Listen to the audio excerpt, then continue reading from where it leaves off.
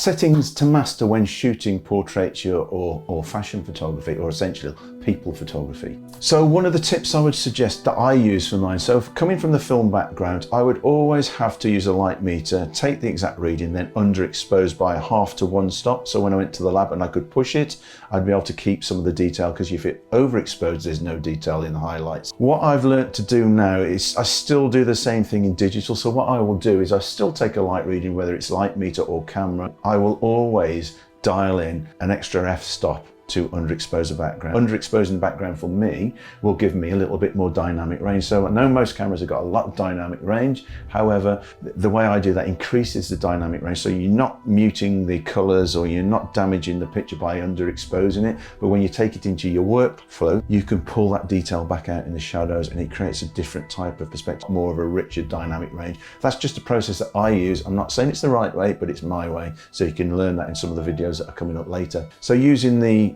Arri lights and the redheads, when you focus down the beam with the mirror on the back, it would illuminate the face, but it creates a sweet spot here. If you got it in the right place, this would all become very smooth and silky, great for retouching now, and it's the same technique I use now.